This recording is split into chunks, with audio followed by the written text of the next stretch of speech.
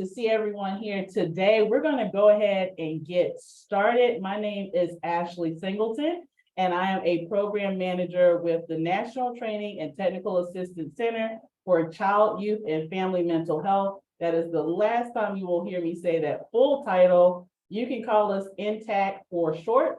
And I consider myself, yes, I'm the program manager, but I'm also your residential smiling face. So I'm really excited to be here and have you all here to talk about a really important topic, shifting from locking youth up to lifting youth up. If you attended our session last month, then you know you're in for a really good treat, and we're going to have some really good conversations and dialogue and really talk about action today. So before we get started with the COP, or Community of Practice, I want to give you all a disclaimer that this session is offered by NTAC and funded by the Substance Abuse and Mental Health Services Administration, or SAMHSA, and all of the views of our presenters are their own personal views and not official views of the U.S. government.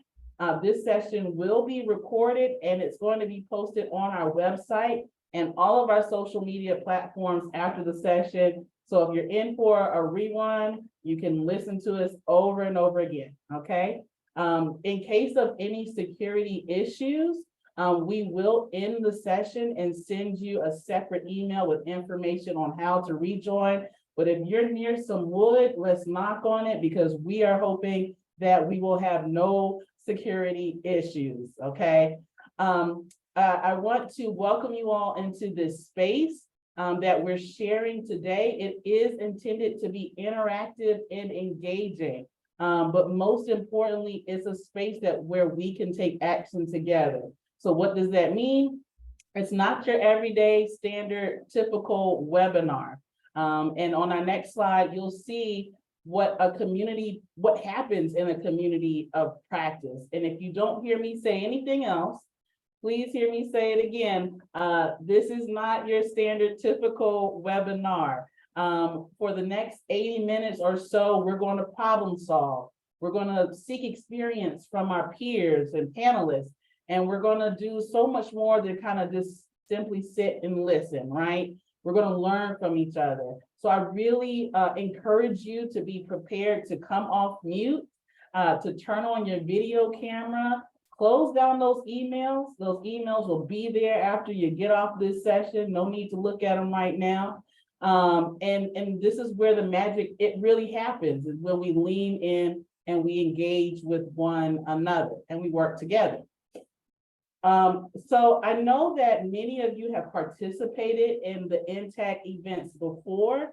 So instead of me kind of telling you about who we are and what we do and the whole spiel, I'd love to hear from two people who are in the room right now who like to share with the group. What is it that you value most about spending time with NTAC? So if you've participated in any of our events before, maybe you want to use your raise hand feature and share with the group, what is it that you like about NTAC? And I'm patient, so I can sit here and wait for those hands to go up. Kimberly, hey there, Kimberly. Would you like to share? Yeah, so one of the things that I really enjoy is some of the concepts that are brought through this kind of platform, but more importantly, the conversation. I love the breakout rooms, having the conversations, hearing different perspectives, and really just taking all that in. So that's one of the things that I really enjoy about these opportunities. Awesome. Thank you so much, Kimberly, for sharing. I appreciate that. Anybody else who's attended before would like to share? What do you value the most about spending time with us? And I think there's some things in the chat. Let me see. This is Melody, and I just enjoy the subject that you brought up and involving the youth and bringing their voice to the subjects. Listening to, I call them kids because they're still kids. The last couple of times has been inspiring for me to hear their point of view, as I work in a juvenile detention facility, and so I've taken in a lot of the things that these kids have said to heart. Thank you, Melody. That really touches my heart. That is really the foundation of what we do, is making sure that youth and family voice is represented in all of the different events and things that we offer. So I'm so glad that that stood out to you. And peer networking is also really important. So Kimberly, I'm glad that you appreciate that opportunities that we present to. So we have lots of partners that help us put on these events. They're here on the slide. But I also wanted to point out to you all that our goal and our mission is to make sure that you feel supported in your community. And we have a slide here that has our website. On the next slide for me, please. There we go. And it has our link where you can stay connected to NTAC. You don't have to miss another event. You don't have to miss another announcement. You can sign up using that link right there to join our listserv and continue to hang out with us and learn with us. And we appreciate you being here. Okay, I'm gonna be quiet and pass the mic over to Evelyn to talk to us about what our agenda for today. Awesome. Thank you, Ashley, so much for that warm welcome. So today, by the way, I'm Evelyn Clark and I work for Change Matrix, and I also sit on the NTAC Center. And so we're gonna do some grounding this morning with the land acknowledgement, and we're going to be honoring our young people and have a spoken word by one of our panelists today. We're then going to be screening the Outliving the Cycle, and you'll get to learn more about progress pushers, which are also on the panel today. And then we're going to be having our amazing panelists talk about the realness of why we're here today to address racial trauma and mental health disparities within the justice system. And then we will have closing and next steps. All right, so I'm going to take us into a land acknowledgement by Adrienne Wong, and also I'm going to be adding in something by Dr. Tissley Medley. All right. Since our activities are shared digitally to the internet, let's also take a moment to consider the legacy of colonization embedded within the technology, structures, and ways of thinking we use every day. We are using equipment and high-speed internet not available in many Indigenous communities. Even the technologies that are central to much of the art we make leave significant carbon footprint, contributing to change in climate that disproportionately affect Indigenous peoples worldwide. I invite you to join us in acknowledging all of this, as well as our shared responsibility to make good of this time, and for each of us to consider our roles in reconciliation, decolonization, and allyship. And we also acknowledge that this country would not exist if it wasn't for the free enslaved labor of Black people. We honor the legacy of the African and Black life, knowledge, and skills stolen due to violence and white supremacy. While the movement for justice and liberation is building, and we are witnessing the power of the people, many are still being met with violence and even being killed. Please join me in a moment of silence in honor of Black and Indigenous ancestors who have passed and who have paved the way for us.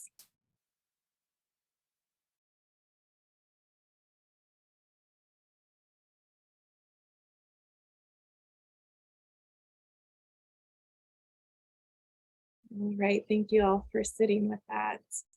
And without further ado, I'd love to introduce Izzy Holmes, and he is going to start us off with spoken word. You ready, Izzy? Yeah. Hello guys, I'm Izzy or Ismail Holmes I'm a mentee from Progress Pushers. I work with Eddie, but my mentor is named Jeremy. He's in this meeting too. And just a couple of things that they've got me into since I've worked with them. I've spoke at multiple events.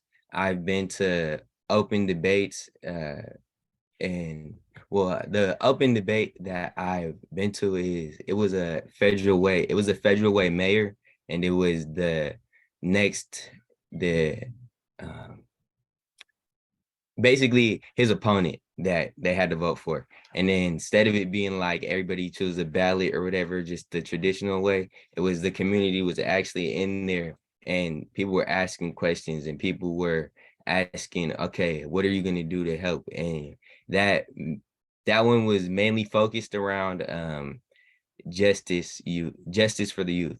So like what would happen to the youth after a situation happened.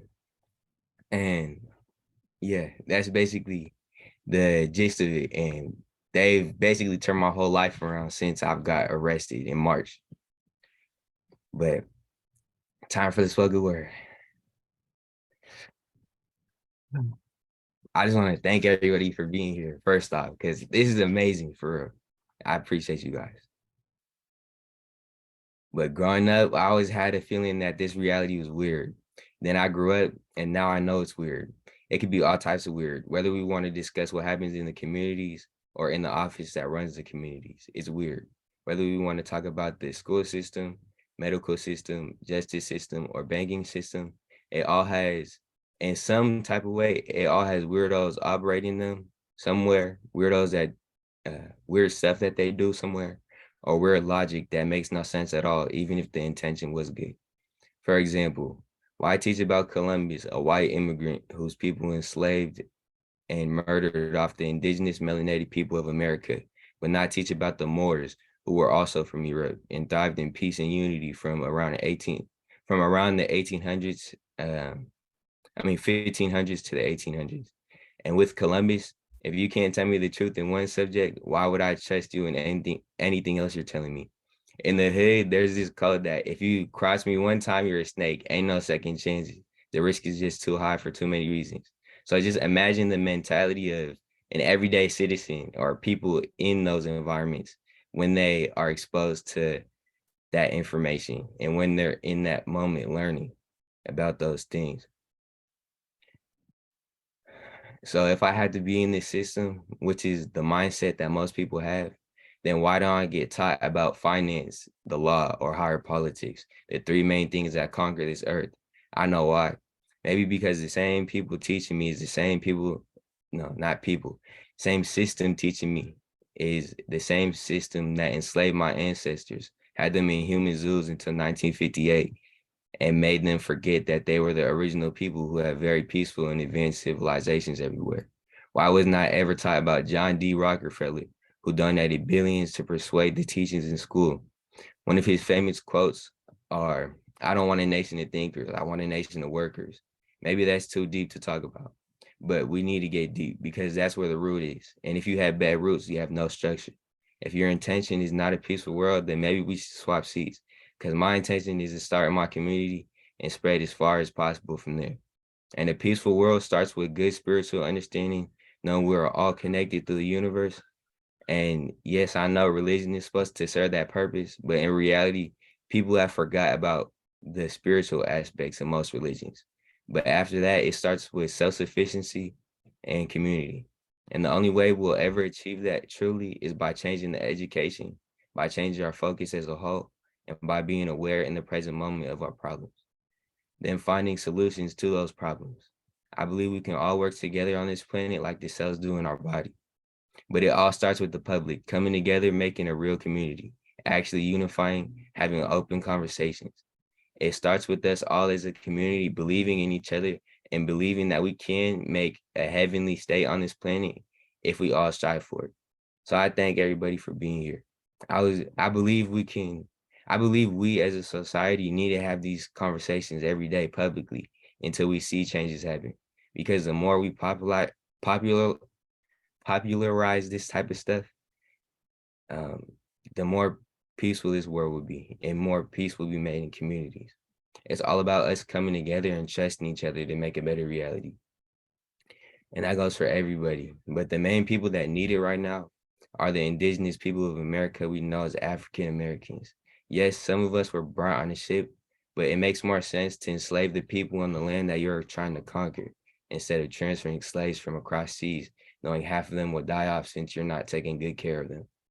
And real history will tell you that African Americans, aka the indigenous people of America, spent 400 years building this country, never got reparations, and still had to pay taxes. That should speak for itself. And I don't want revenge. I don't want revenge. I want peace and harmony, because it's not about what happened. It's about what's happening. And I'm only 17, but I could break down almost the entire system we enslaved. Almost the entire system, most of us enslave our lives to, and give a solution for most of those problems. But that's another discussion. I just wanted to shift your perspective and give you hope and show you that even complex and difficult situations can have the simplest solutions. Peace, everybody. I'm beyond grateful to be here in the present moment with all these beautiful souls.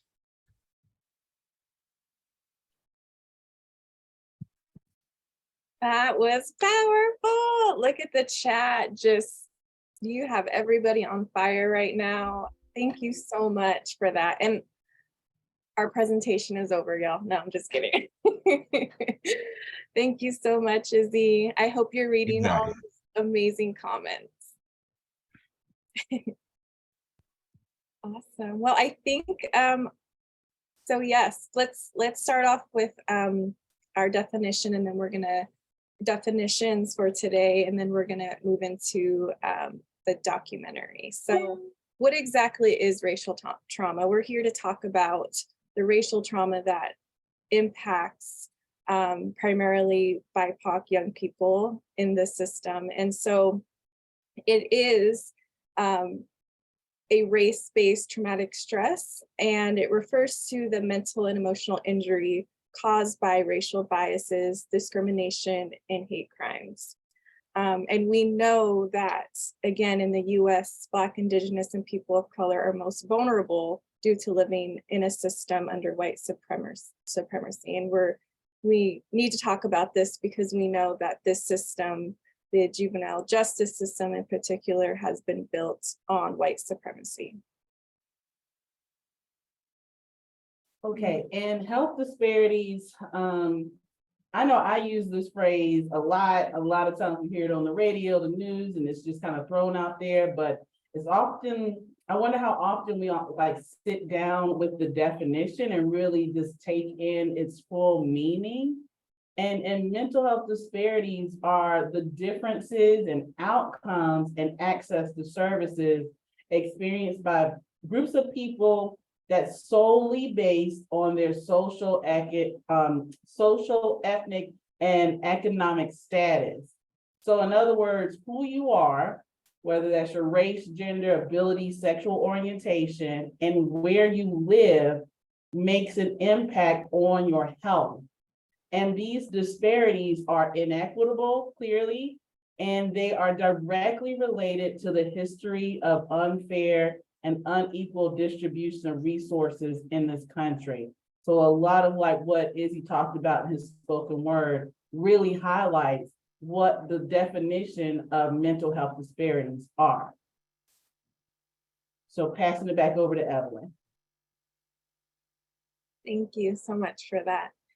So we're going to take some time, about 10 minutes, to watch this documentary, and this is about progress pushers. And we have Eddie Purpose on today, who is going to be one of our guest panelists, who is the director and founder of this organization.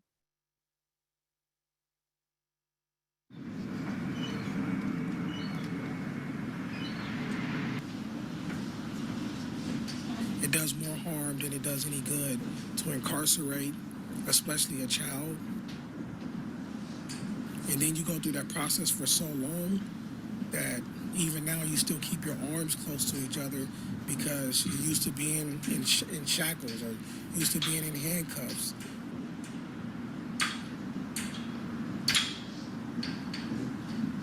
I'm a hard person to break my shell. I don't really talk to nobody about anything. And one thing that I learned from this group was your voice alone causes pain. Don't know how to receive it. I don't have no friends no more. It's funny, right? Because, like, the people I grew up with, we went from playing football and playing sports and chilling at the Boys and Girls Club, and now they're all calling me over the phone like, man, bro, come put some money on my books, or man, bro, I'm down, or I don't want to do this no more. I'm trying to get out, and I just tell them like this, the same thing I told myself when I was in jail or incarcerated, should I say. It's going to take time, and you're going to be out one day. You know, you're not going to be in there forever. My name is Paradise Vienna, and I'm 18. Oh, just dang. I just turned 19, and I'm a peer leader for Credible Messenger. My relationship with my mentor, Eddie Hooks, has been a great, adventure, journey for me, because I haven't really, had that kind of support. Credible Messengers is a youth mentorship, not just program, but transformational process that is mainly operated by individuals who have been incarcerated themselves or who have been impacted by the system themselves, working with youth who are either directly impacted as far as being incarcerated themselves or according to society standards on their way towards being impacted. When I was in jail, Credible Messengers helped me just through the process of getting out and being back in society and with like housing and with jobs and stuff like that, and making sure that I'm working to have money in my pocket and not doing the bad things that I used to do to get money and stuff like that. So when we talk about my incarceration, we have to look at the entire picture. I am only a ripple effect of what's going on in this particular system. I was only 13 for 6 weeks before receiving this sentence, and I served 20 years of that term. As long as I can remember, I've always known incarceration. It's become very normal in my family, in my community, in my personal life. The same stuff kept happening in the same places. It's never not been there for me. My dad, he's been incarcerated a lot of times, and so seeing him, seeing the cops come in all the time, it's just what am I supposed to do but cry? Just growing up, I guess I followed my oldest brother and my father's footsteps. I fell into drinking, into the system. I got incarcerated. I was my mom's favorite. I was a good child. I was innocent. They never thought I would be the one to get arrested, and it was hard because when I got sent away, I could barely see them. It was a lot, and inside was not a good place to be in there. You was always locked in your room, and the only thing you could do is think about is wait for a call or go out. Any occurrence of new information, new experience can change a young person's life. To teach other kids to not follow, footsteps that I did, it means a lot because, like I said, one day I'm gonna have children of my own, and I don't want them to go down the same path. We don't feel left out. We don't feel like criminals. I always thought the world was better off without me, but Credible Messengers gave me a voice. I have a voice now. Everybody sees who I am. I see who everybody else is. And that was me being selfish, to think that the world is better off without me.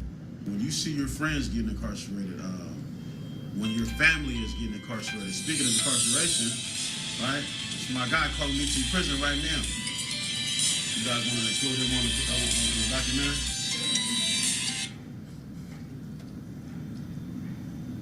Hello? Will not be charged for this call. This call is from an inmate at Monroe Correctional Complex. This call is Hey, guys. any future calls of this nature, dial 7 You now. guys talking? To accept this call, press 5 now. was in the To cell decline phone? this call, Please please fast. Thank you. Hello? Oh, this is my cousin. What's up with it, Cuddy? Hey. I got you on speakerphone right now. We're literally in the middle of a live documentary being interviewed concerning youth incarceration. And I want to get your words because your story is so powerful. The cameras are rolling right now. So state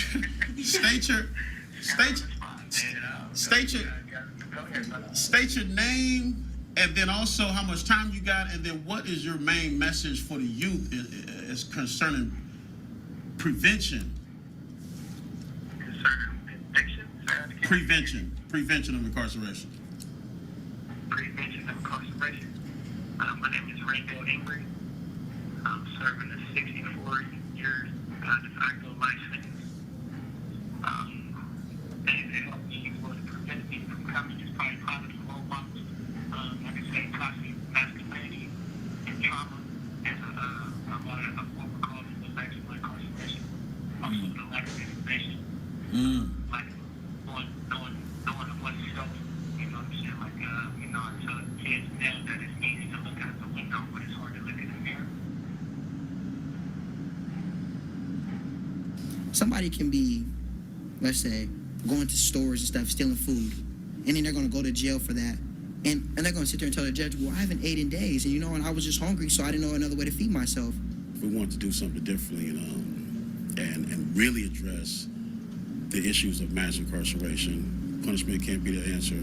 It really is the first form of terrorism, to know that your humanity is under constant attack. Because they lived above the law, they get the opportunity to residually and continually to commit crime, but because they do it with a suit and a smile on their face, they don't appear to be criminals.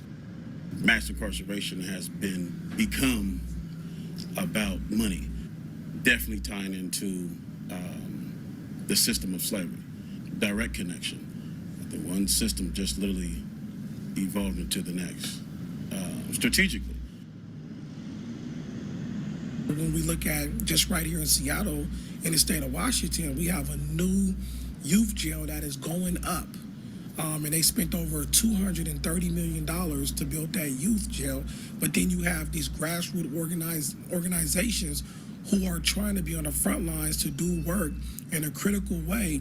But then you will, for some, not all of them, you pick and choose who you say, we're going to go ahead and provide you with some resources to work with the population that you say you want to work with, but it'll be a drop in the bucket in terms or in comparison to what we give you. So instead of the 230 million plus, we'll go ahead and give you $200,000 and hope that you can eradicate some of these systemic, concerns or barriers that these young folks are faced with. And so it really is, it's a slap in the face, a punch in the mouth.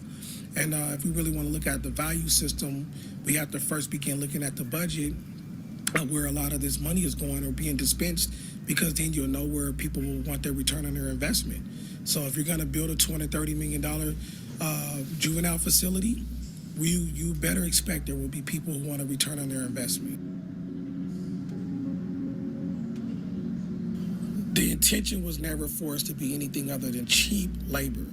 So once we outlived that purpose, and now it's like we can use them for cheap labor in some sense, but the most part is eradication. Get rid of them. We have to get involved, and we have to be candid about our involvement. We can't, tiptoe around. And then at the same time, when some of our counterparts, our white counterparts, get involved, a lot of times they want to process, they want to think about it, they want to take time. Well, time is only the essence of those who have privilege of time. We don't have that kind of privilege. We need to do things now. What that looks like, get involved with the local groups, grassroots groups that are going on in your community. There are people out here doing the work. Just because you're new to the conversation doesn't mean that the conversation hasn't already been taking place. Don't think you're coming to educate them, because they've been talking about these things and dealing with these things for quite some time, but just get involved.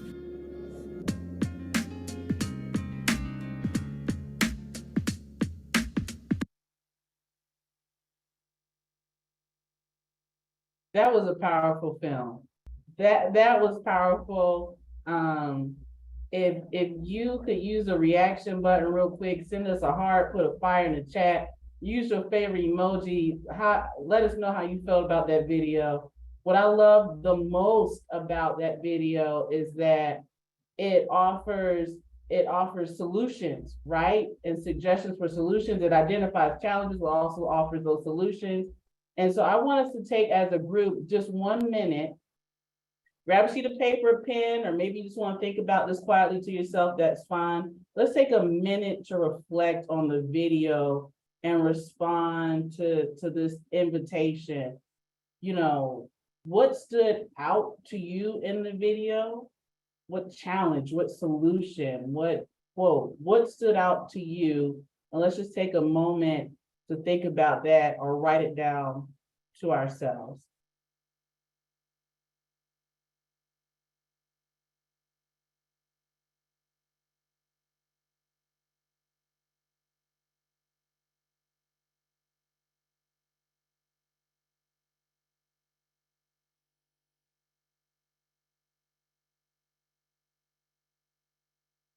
Okay, what we're gonna do is some of that work that I talked about earlier. This is not your standard webinar.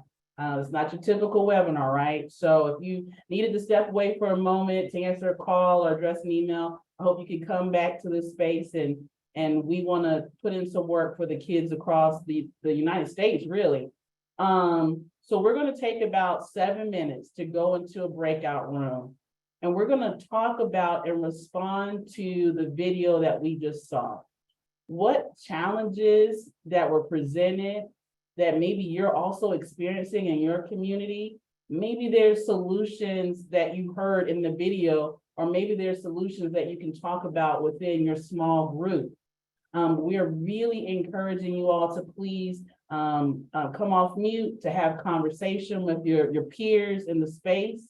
And we're going to be in that space for about 7 minutes, okay? And then we're going to come back to the large group and I'll tell you what we'll do next from there. So Bridget, if you don't mind, please sending everyone into a small group. Again, we're talking about and responding to the video and talking about challenges that we've experienced in our community and maybe solutions that we have related to this topic.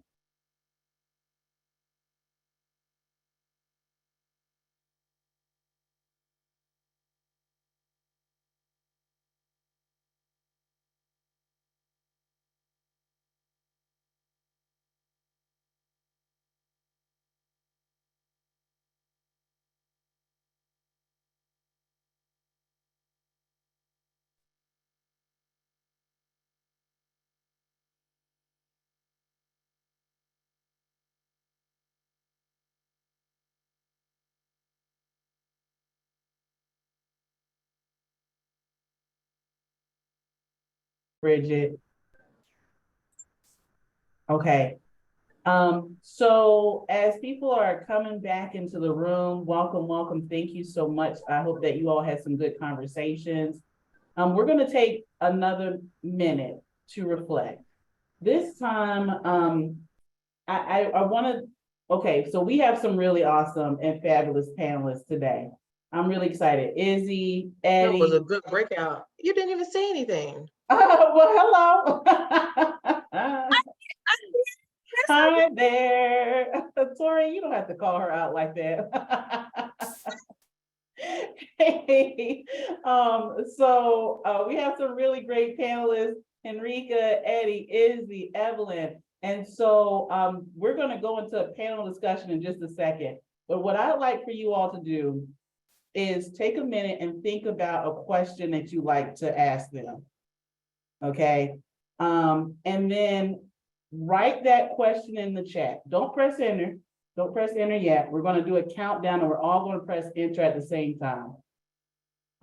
What question do you have for them? What would you like to know from our fantastic and phenomenal panelists? Let's put that in the chat. Don't press enter. I'm going to count us down to 3 and we're going to all press enter at the same time. Okay. I'm going to be quiet. Think about your question. If you don't want to share with the whole group, you can private chat it to me, okay? Send your message private chat, that's fine too. Let's think about our question.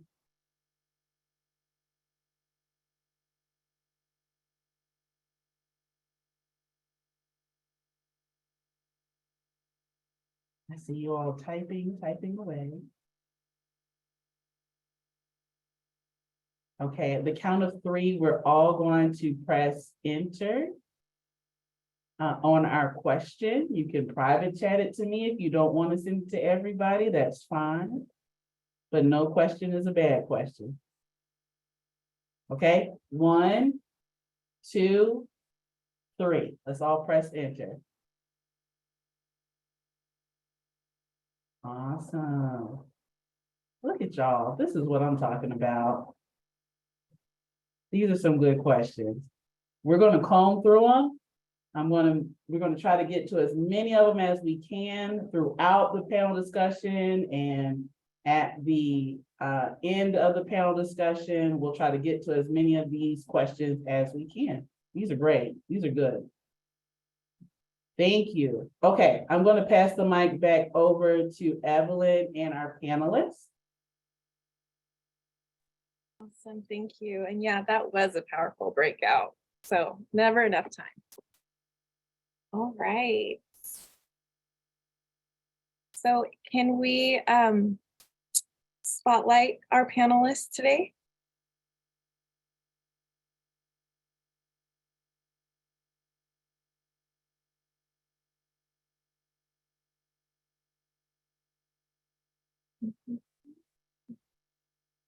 I love these questions. I think we're going to get to a lot of it as well. So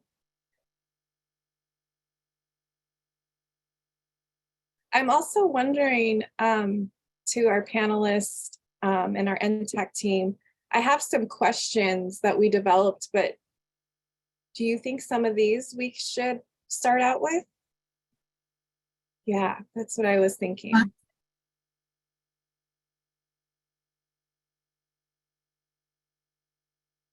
Awesome.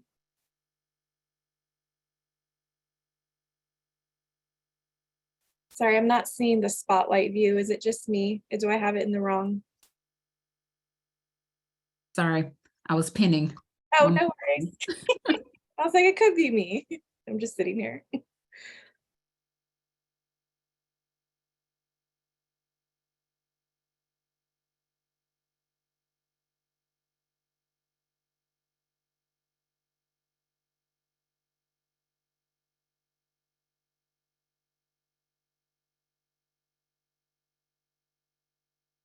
While we're waiting on the spotlight to happen, Zoom has some really cool features where you can respond to chat messages. So as you are looking through the chat box, we know we have many experts, 105 experts in this room right now. If there is a question that you feel like you have an answer to, like some people are asking for resources or tips, if you have some responses to those, feel free to use the Zoom quotes function to respond or send a private message. I'm sure that they will be happy to hear from you.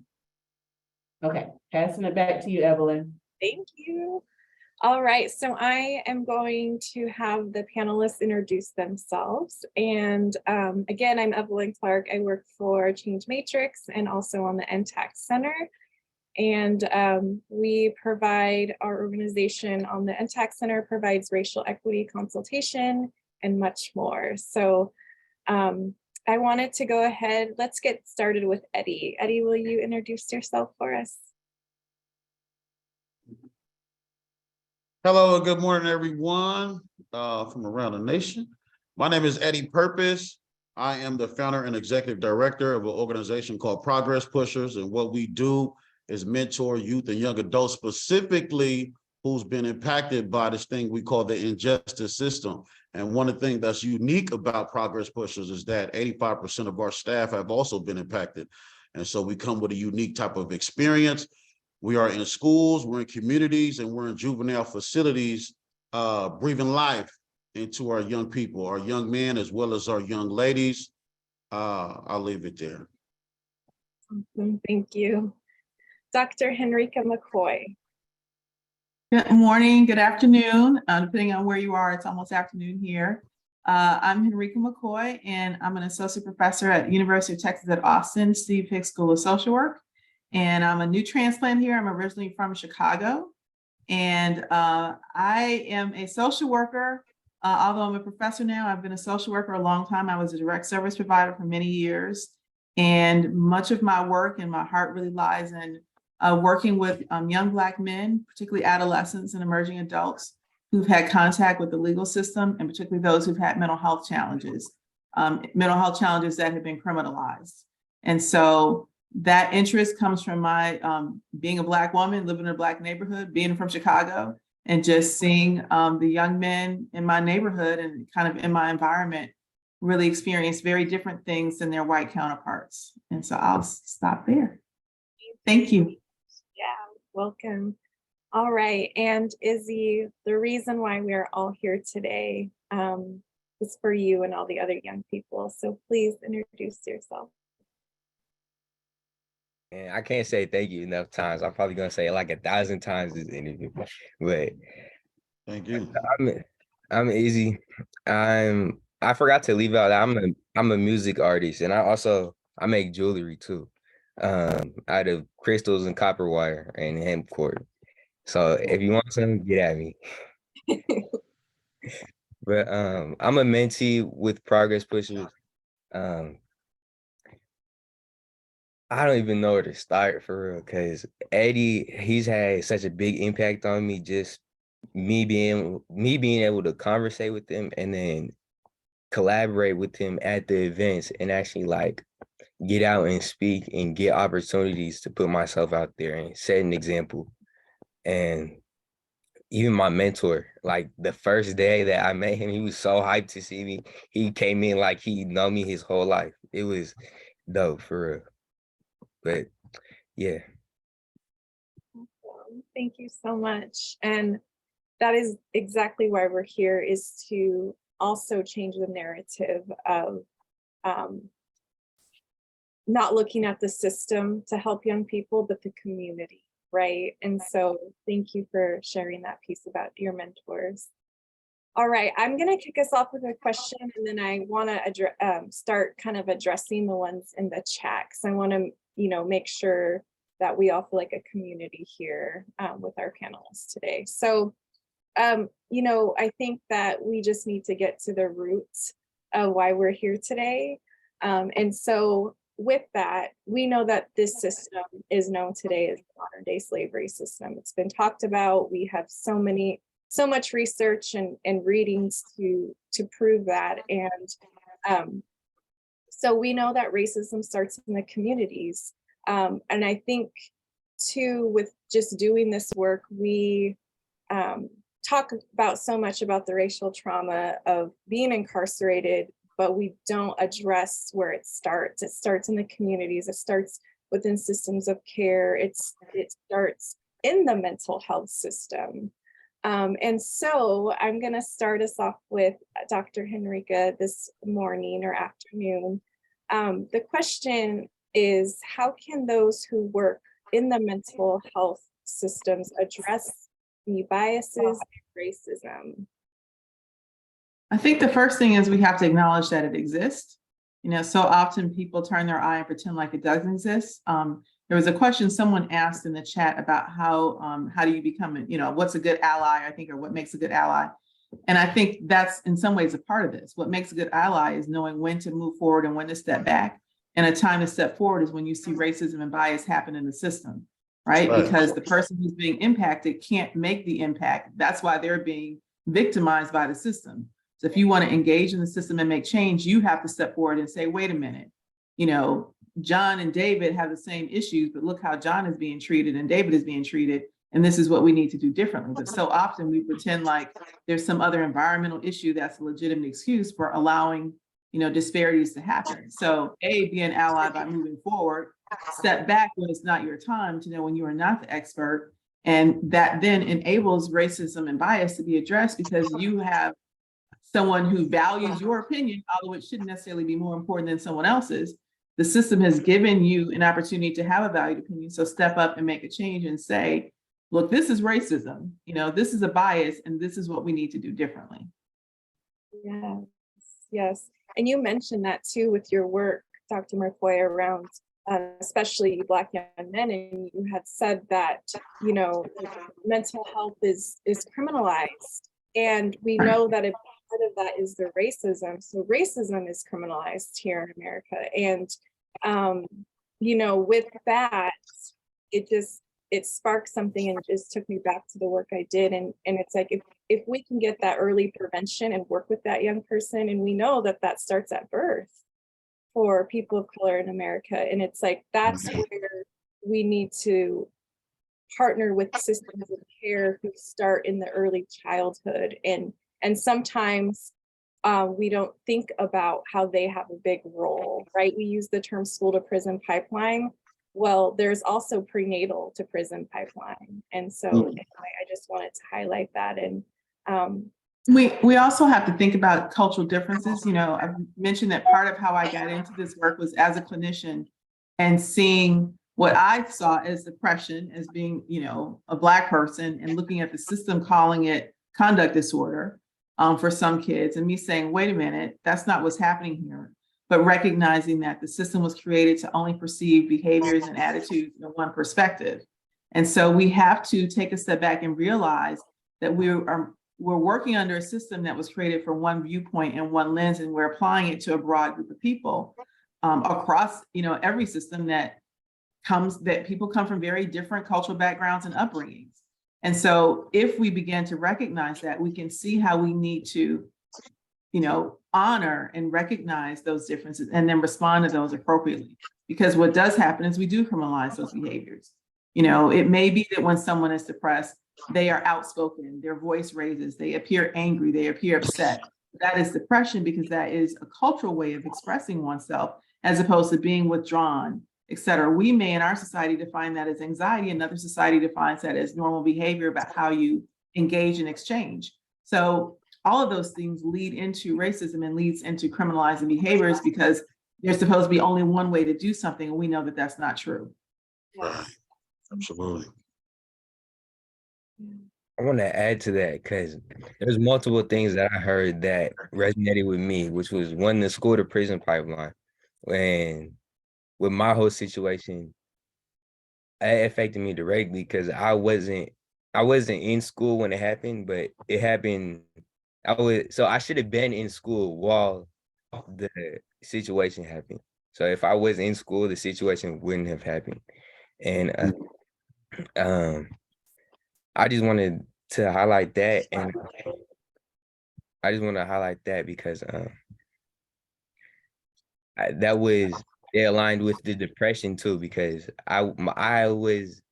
it's kind of funny because my depression ended when I got arrested, because I had a spiritual awakening when I got arrested. So it started when I was in 6th grade, and my day one homies just switched up out of nowhere and wanted to be cool. It's like the cool egoistic thing is like to be negative or whatever, and just started bullying me out of nowhere. And we were fighting, like fist fighting every day. It was me and 3 other kids that were supposedly my day one homies from 4th grade.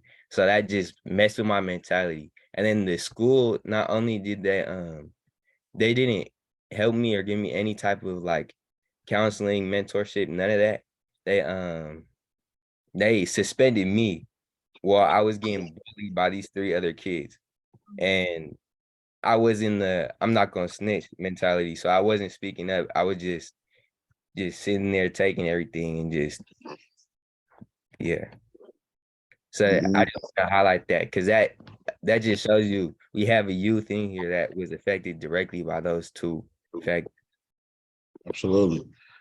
And I'll add to that too, as you know, like Izzy, one thing I didn't mention was that I was also incarcerated and impacted right by the school to prison pipeline. I always like to say I'm a direct example of the school to prison pipeline, because I literally left school at 16, committed a home invasion on robbery, and went on a run at 17 or 18. I was the youngest person at Walla Walla in 2003.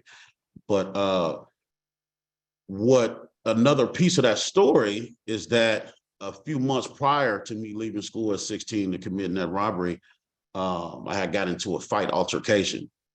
And I remember it was a police officer there at the particular school. His name was Officer Chi. And I remember after I had got violent with this other student, he came in and put the handcuffs on me right there in school in front of everybody. And he said, and he whispered in my ear, "I finally got you," right? And so when I think about the school to prison pipeline, I think about a lack of love that's within the systems, right? When we talk about system, it's also important for us to also keep in mind that the literal definition of the word system is an organized scheme or method, right? And so the question then remains, like, what is the scheme? And what are the methods that are being used in order to maintain the system, right? And before we move on to other questions, I neglected to give a RIP shout out to Paradise. She was on that video, powerful young lady who was one of our participants, who was definitely not just in our groups, but she recruited many of youth that was within her school. She was disconnected from school, dropped out of school, ran away from home. Once she got connected with us, she got back, she graduated, ended up going to her, going back home. She was, began to be a positive influence for her siblings. And so, she was also a part of the writing of a few different policies within Washington State, within our organization. And so just wanted to give her a shout out and say rest in peace to her. Thank you so much. Mhm. Yeah, and you talked about the policy piece, and there's some questions, really amazing questions, like from Casey, that's what will it take for our country to shift gears to prevention rather than focusing on punishment? And I think we know that begins with policies, right? Right. And so I think we can shift into the next question by Cameron that asks, what type of programs would you like to can we implement within our communities if we know that the bigger picture, yes, it would be nice that if this system could be dismantled. And we know that there are some policies in place that still focus on punishment, unfortunately. So, Eddie, I think we can start with you around the programs and how, speaking to the work that you do with young people, you're getting them involved in things that does heal. It can heal the racism, can heal the trauma that they've experienced, the racial trauma that they've experienced. No, absolutely. And so when we talk about programs, we try to shift away from these words, right, in a certain language. And so we utilize transformational processes, right? And so with some of our transformational processes that we have, I created a curriculum up under the Credible Messenger structure. If anybody is unaware of Credible Messenger, it's a national initiative that began in New York. A guy by the name of Eddie Ellis came up with this phrase, Credible Messenger, and he said, those of us who are part of the problem have to now become part of the solution. Anyhow, some of our transformational processes surround life skills, job readiness, leadership development, civic engagement. And so when we think about life skills, it's very important that we're breathing life in a way where we're talking about generational curses. We're talking about vices and values, right? We're talking about different aspects of life within these young people's lives that's not discussed at home, that's not discussed in school. And I think it's very important when we talk about schools to actually have organizations like Progress Pushers and other organizations who are doing wonderful things within schools, right? So that, because it's individuals like us, right, who look like the students that they should be exposed to. I know in Washington State, 80% of teachers are white women. And so even if you do have a great program within your school, how much of an impact can you really have, and what type of impact are you having, right? And that's why I feel like it's very important when we talk about allies to shift, right? Sometimes we got to shift our focus on putting individuals in those spaces who actually have certain lived experience and come from those communities and look like those individuals who can speak that language and speak to them, right? And so going back to programs, but I also think it's very important that we begin to educate our youth and young adults when it comes to trades and not just ushering them into colleges. When we talk about exposing them to the importance of life insurance, right? Financial awareness, all these different things will really help shape their life and their actual overall destiny in terms of giving them more options and something to look forward to, opposed to teaching like young Izzy said, right? When he talked about Christopher Columbus and him learning Christopher Columbus in school, right? When he looks back on that, he said, well, what did that really teach me? What did that really show me? How can I apply that to life, right? And so all the things that we're teaching, all the things that we're exposing our youth to are really helping them in their life, right? That they can utilize right now. Again, these are things that they're not being taught in school. These are things that they're not discussing at home, and also things that they're not even discussing amongst themselves. If I may, excuse me for interrupting, Mr. Purpose, you have very good points, very good feedback on what we can do. Because oftentimes, like you said, these things are not discussed in the homes. And these are definitely tools that these children need, that these youth need in an effort to become successful. We want to teach college, career military readiness, but like you said, we need to teach them things about financial literacy, the life skills, how to fill out an application, how to properly dress for interviews, things of such, because these things are not taught in the home, and especially in our homes growing up, just to be, 100% honest, but not knowing that information, I knew what to do in an effort to reach and to teach my children and with the community that we serve too. So those are some very good points. And I'd like to speak with you later in terms of the curriculum or program or whatever that you've written. And I'm sorry again that I had to join you all late. I was in court. We appreciate that. You came with that passion, so sister, absolutely. Yes, sir, definitely. Absolutely. When I stop video, someone's in my office, so I'm sorry, I'm multitasking. No worries. I want to answer this question. They said, Izzy, if you can change something about the school system, what would you change? What do students need to learn in order to be more resilient? And that kind of resonates with someone said, what is something that you didn't have that would probably change the outcome of where you're at right now, or just change your path or trajectory? And wisdom is one thing that changed, that would have definitely changed where I would have went for real. Cause I wasn't interested in knowledge. I was interested in the cool things. So I was interested in just the lifestyle, basically. We all know what that is. And once I found pieces of wisdom, it just sparked like that with me. And I was like my soul was like, wow, we need more of this. And it just felt so good to me once I finally had that information and then started applying it. And like, I felt relief because something was actually working in my life. And I had something that was valuable other than, it was valuable, not money wise, but it was valuable because I can apply it way more and use it in way more ways. So one, wisdom, and then two, if you guys know who the Moors were, that I said in my speech, we definitely need those in schools, because if you get taught that, we need that, but then we also need just truth, like the fact that the fact that people think Black people only come from Africa, that's what really messes up this system and really messes with the youth's mental. Yeah, it does. Absolutely. I want to add one more thing, Evelyn, if I may.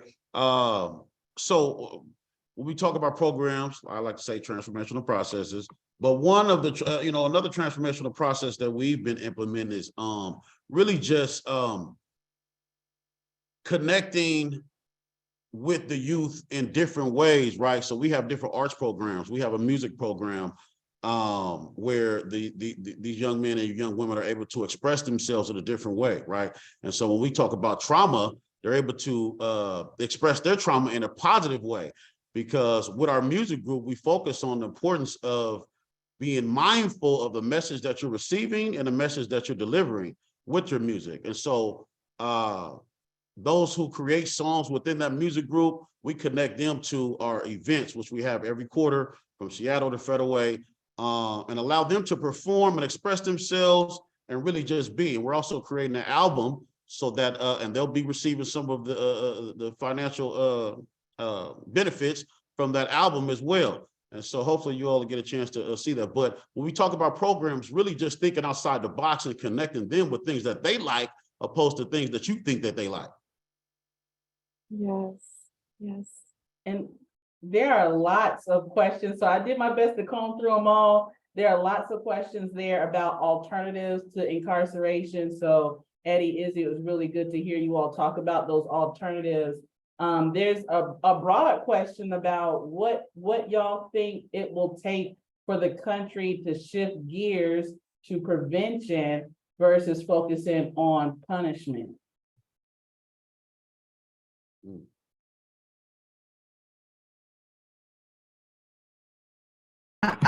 Look, I'm not optimistic, unfortunately, in that perspective, because I think there's so many ways we need to do prevention in this country, starting with healthcare, education, et cetera, et cetera. And the reason that we don't do that is that it doesn't benefit those who have the most to engage in prevention. You know, if we actually engage in prevention, that means that there'd be more people that had access to more things in this society, including wealth, you know, health, instability, et cetera, et cetera. So I think in some ways, maybe we need to move away from the idea that the country will shift and that people need to lead the country in that direction. I think if we sit and wait for the country to do it, unfortunately, it won't happen. So it has to be a grassroots effort to forcibly move everyone in that direction. I don't think that we can expect that the leadership will come from those who have the most to do that. And that's probably a dire perspective, but I just don't have optimism for that because that's not what this country was built upon. This country was built upon taking from those who had and giving to those who had more and wanted more and continue to take more. And I don't think that we're going to erase hundreds of years of that perspective suddenly because we think that we recognize prevention is important. It was also important not to steal land, engage in slavery, et cetera, but that benefited those who wanted to do that. So, but maybe somebody else has a more positive perspective on it than I do. I want to say something about how you said we need to lead ourselves instead of the country leading this. But that made me think because like it made me think about how the country is ran because supposedly how the system is set up, the people run the system. So we vote for whoever, and then they make decisions because we voted for them, and we trust them with our word, basically, and we trust them to make decisions for us. But we all know that is not true at all. So, well, it's not true because the Electoral College votes for who's in charge, and we don't actually vote. So yeah, error number one that we have in our society, but that's a whole other discussion. Yeah. So I feel like with that being said, we need to not only like kind of make our own systems and eventually over the years shift into like kind of a self-government, like community governing itself, like in the community actually having like kind of like how like tribes will have a chief or whatever, or like just something like that. Just same concept, just all around everywhere. Yeah.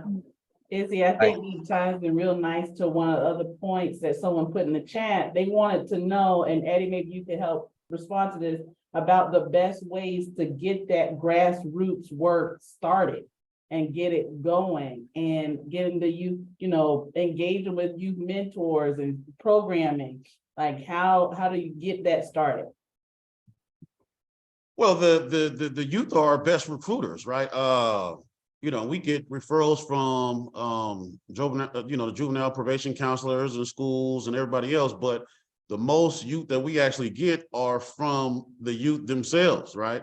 And that shows me that 9 times out of 10, they want the help, they want different opportunities, they want different options, they want a different level of thinking, right?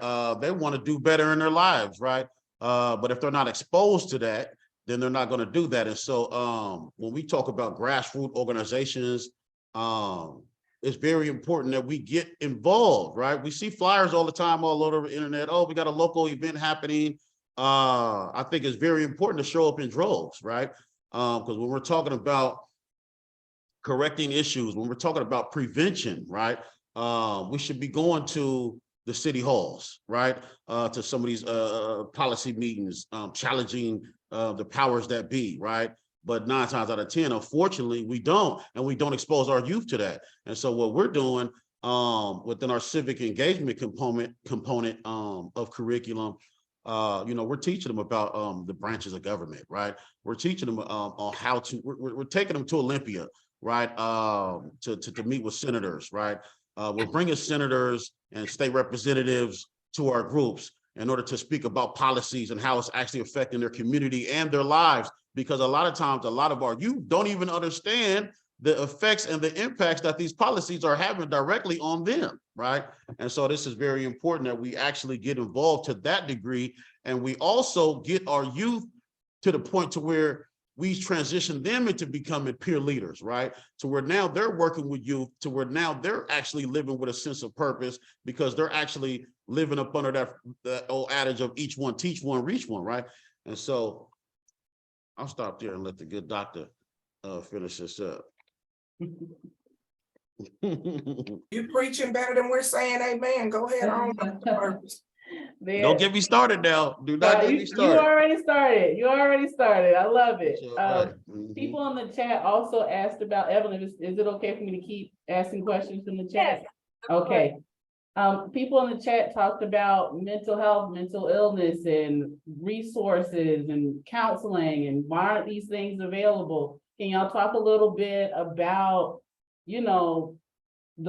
the services that are available, but not really? Like, what do we do in the case when areas and communities don't have access to mental health services? I feel like it's good knowledge to know coping mechanisms. Like when you can't directly impact that person and have like kind of a mentor right next to them to run to, I feel like it's good to have certain like steps, like a 1, 2, 3, or just something as simple as when you're mad, going and taking deep breaths. Just that same concept of having coping mechanisms for those who aren't as fortunate to have someone right there by their side.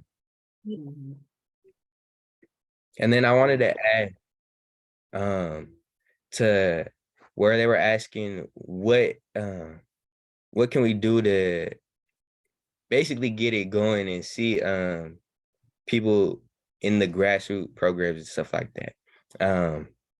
I feel like having interesting events. So like how how AD be doing it, and just even when you have interesting events, sometimes there's not as many people going there just because they're not as aware. Like me, I would have been going to Eddie's events if I knew that basically they were out there. And I feel like we just need, one, like they said, the schools, and then 2, also forcing, like making policies to where they have to get a mentor if they are locked up, and they have to get some type of help that is rated at a good level, not like some program that's meant for helping but isn't really working and they're just making money off of it.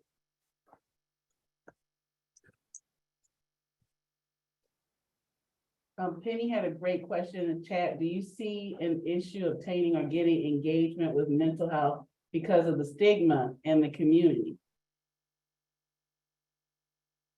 Can you repeat that question? Do you see an issue getting engagement? Oh yeah, go ahead, Penny. So I've seen an issue with getting engagement and even providing services of mental health because of the stigma. And I'm just going to throw it out there of, oh, you're crazy if you're in the community and you get mental health. That's just for, like the crazy people only do that. Do you find that that is hard? Because there's such a movement of we can get mental health services now, in the white community. That's been a really big thing that pushed through COVID, but I don't see that as much in the Black community. And that's a concern for me because I want families to get what my family got, and that's my push, which was residential care versus incarceration. But how do I help that as an ally? How does that mood change, or that, do you understand? I mean, I can't understand that. I'm not there. Let me respond to part of that. And this is me responding as a former clinician. You know, one of the things that I've always noticed is how we talk about mental health services for certain groups of people. When we talk about mental health services for white families traditionally, it always acknowledges the environmental challenges that perhaps influenced outcomes. And when we talk about services for Black families, it's always what they did, what they didn't do, what they need to do, and how they need to change. And we always ignore the fact that not only are there environmental challenges, but those challenges are often more likely influential and create more challenges to being able to have an improved mental health. And so who wants to go have a conversation with someone when it's always about what they need to do and ignoring the fact that there's 50 other things happening in the world that prevent them from doing that? You know, as a clinician, my favorite families were the ones who, you know, somebody was incarcerated, somebody was unemployed, somebody was, you know, living without housing, somebody was in school being suspended, because they had so much stuff going on. And when you begin to address those issues, they begin to develop trust with you because they recognize that you understand that they want to have better outcomes, but that there are other things working against them. So I think as clinicians and as people who provide services, we have to make that a forefront issue. We can't go in and just start talking about, you must be depressed because you're grieving about, et cetera, et cetera. It's, okay, let's talk about the 50 things that are happening in the world that might be impacting your inability to move forward. And then as we deal with those, let's always also talk about how that makes you feel. Let's also talk about how that is challenging your ability to get up and go to work, or how having to go to work every day for 2 different jobs is impacting your ability to give attention to your child, or whatever the issues are. Because we also have an idea that all Black families look the same and they all have 50,000 things going on, and that's not always true either. So I will say that it doesn't have anything necessarily to do with the ability to access services, but it does have the ability to do with being able to want to engage in services. And if we don't think about how we as practitioners provide those services, we're never going to get people to engage in services. Right. I think that's why that I feel my story is important, is because I've been able to stop and recognize. But don't put I'm going to stop you right there. Your story is not important. Because no matter what your experience is, the fact is, I think you've described yourself as a white woman, if I'm not mistaken. That means your story is always going to be different because the system is always going to treat you differently. I think you can say, this is what happened to me because of this. And what I'd like is for this to happen for you too. But I know there are many things that might happen that prevent that from happening. Let's talk about those things. But to presume that your story sets an example is one thing that will likely turn off many families because they recognize the larger systems that enables your story to be different at the beginning, and they don't want to hear that.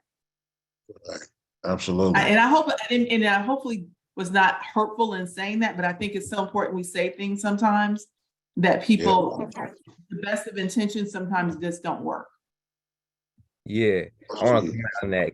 That's kind of like when I'm making music, me and my homies, we're like strict with each other. We're like, yeah, bro, I'm not really feeling this or something. So I feel like that's mandatory in when we're making decisions too. Like if it's not, it might sound like a good idea, but then once you start putting all the factors together and thinking about what this person's gonna look at what this person is gonna look at and see, what this person is gonna look at and see, what this person is gonna look at, see, and what the main perspective is gonna be.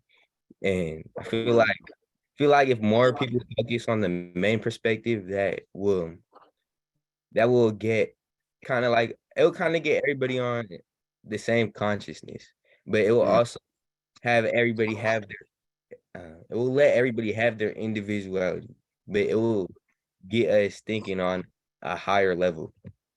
But and I want yeah, go ahead.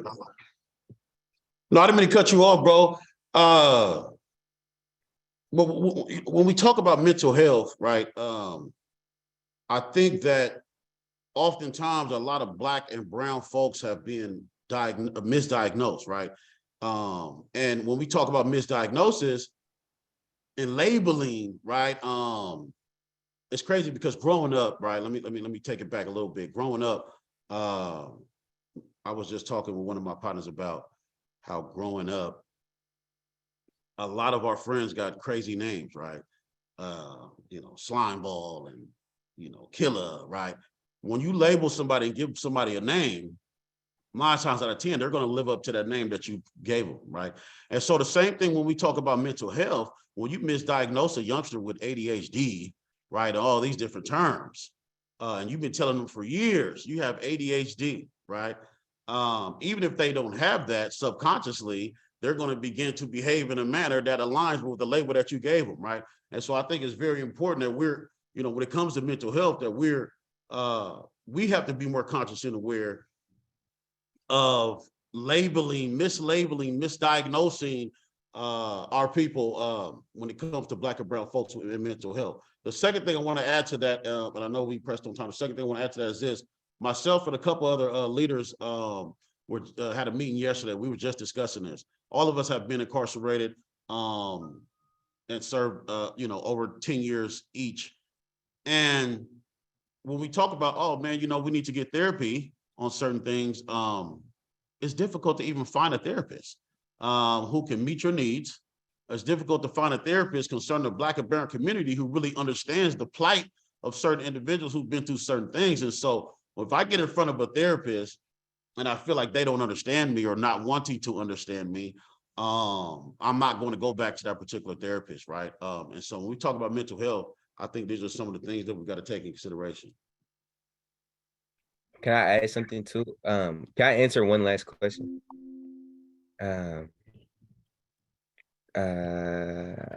Crap, I'm not in the chat no more because the thing popped up, but it said, how can we get more funding for youth programs? And from my understanding, I may be mistaken, but from my understanding, the tax system is we pay taxes and those taxes go towards our issues. And that's why we pay taxes according to whoever, or basically the people in the office. So if we just highlight that and be like, why are you spending money in Ukraine for a war that we're not fighting, but you're not helping your people? So I feel like if we just highlight stuff like that, then we can get funding just by speaking up and coming together as a whole. Thank you all so much for answering those questions. Evelyn, we have about 2 minutes left. I'm going to pass it over to you to close us out. If there's anything you'd like to say.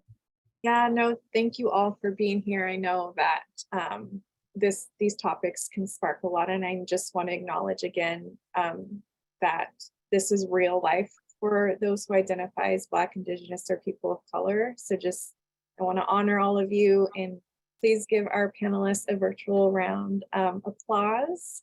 And yeah, I think that we just need to dig deeper and know that if we want to address these mental health disparities, there's a lot that we need to cover. And with that, I'm going to pass it over back to you, Ashley. Okay, so upcoming next steps, we have 3 more sessions left in this series and hope that you will attend all of them. We have a, excuse me, trying to get my words together, a summit that's coming up May the 9th through the 11th. This is a free virtual system of care summit where you will hear speakers talk about this topic and many, many others. Please be sure to check out our website. You can also submit a proposal. Maybe your organization is doing some incredible work in this area that we talked about today, juvenile justice reform, or another topic. And if you could go to the next slide for me, please, Bridget. You can submit an application for a proposal. Applications for the deadline for proposals is January 24th. So you still got time. Please submit your proposal. We'd love to hear from you. If you can't submit a proposal, come on over to the summit. We want to see you there in May. Also, we are raffling off a book called Burning Down the House. This book talks about the challenges that we talked about today, also presents some solutions. We're giving that book away for free for the folks who complete the survey. So there is a post survey when we close this out. You take the survey, you'll be entered to win a raffle, win one of these books. We're also going to have a book discussion with Nell Bernstein, where she'll be there to answer any of your questions. So you'll have access to that too. So please take the post survey. We want to hear from you. We look at that post survey every month, y'all. So, excuse me, I almost choked on excitement. We looked at that. We looked at that post survey every month to help us get ready for the next session. So please take the post survey. I think that's all. Let me see, is there any more slides? I think that's everything. Thank you for attending. We'll see you next month. See you February 7th. Take care, everyone.